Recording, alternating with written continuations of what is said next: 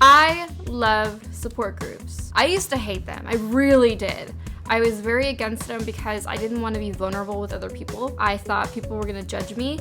I didn't really know what to expect when I started going to support groups. After 2 years of being in support groups, I love them. And I want to share the pros and the cons of being in a support group for mental health. Now, there are so many different types of support groups that you can get yourself involved in. I find my support groups either through my campus, which has a bunch of support groups on campus for students, or on NAMI.org. NAMI.org has a bunch of different support groups that you can find in your area, as well as they offer family-to-family and peer-to-peer support groups, which I really, really enjoy. And I'll tell you why. So there are many pros and many cons of going to a support group. If you're thinking about going to a support group and you want to know if it's right for you, I really hope this video kind of puts into perspective what is a support group and if you are suited for it. I kind of want to start with the cons and then we'll end on a high note.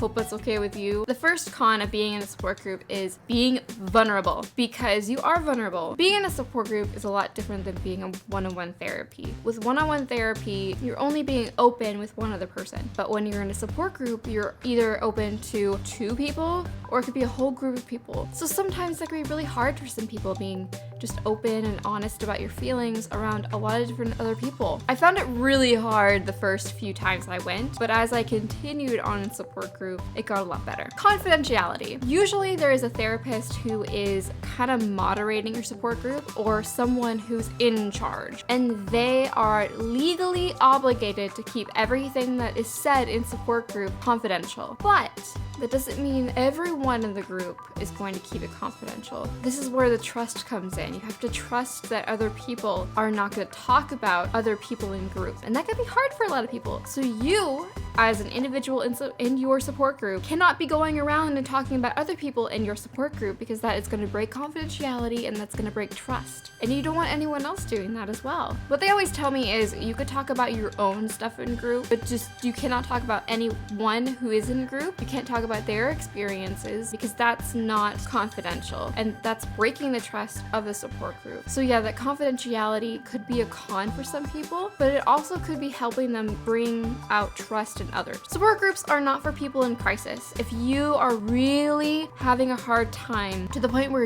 you are in crisis, that means if you're going to hurt yourself or others, support groups really aren't for you. If you really want to vent to somebody and you want that one-on-one, support groups aren't good because everyone has equal time in a support group, and it's not just for you. Yes, sometimes in support groups, there's one person who vents and then we listen, and that's totally fine for one day. But if you feel like you just want to talk to one person, support groups may not be for you. So the last con that I have for support groups is group instability, which means there might be a group of people who start the group, but that might not be necessarily the same group that ends the group. What I mean by that is, when I started my support group this semester, we started with 3 of us, and then we ended with 7 people. With support groups, people can come in and come out, leave and stay, so you really don't know who's going to be there week to week. So the group dynamics will change a little bit. It's not really stable, but it's okay because you're allowing other people into your home, allowing other people into your group.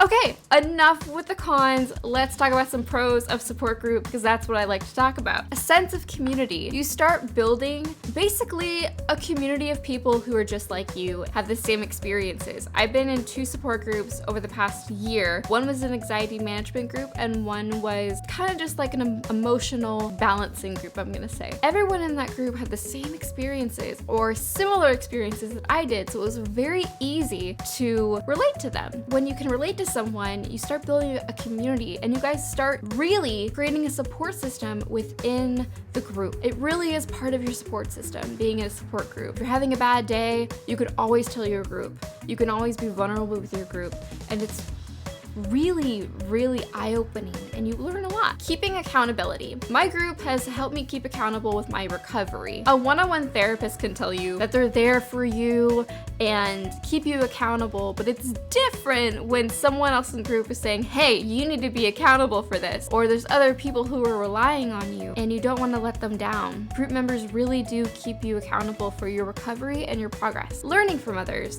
You learn so much about yourself and others and their experiences experiences. So many coping skills and so many experiences from my group mates that I didn't even think of, or things that I wouldn't even try. So you learn from their experiences, you learn from their coping skills, and you learn from their self-care routines. By doing that, you start taking what you're learning and putting it in your own routine, and that's amazing. The last pro, and I tell people this all of the time, is the cost of a support group. It is a lot cheaper than one-on-one therapy. Some support groups are actually free because it's either a community-based support group or really low income or really low cost support groups. My hospital that I go to has free support groups, but one-on-one therapy is like $60. But they're like, if you want to save some money, you can go to this free support group. And I'm like, well, free, yeah, I'll go, sure. So most support groups are cheaper than one-on-one therapy, and I think that's a great pro. There's so many pros to support groups. What do you guys think? Have you ever been a part of a support group? What was your experience? Did you like it? Did you not like it? Would you recommend your own support group to somebody else? I would love to talk about support groups down below.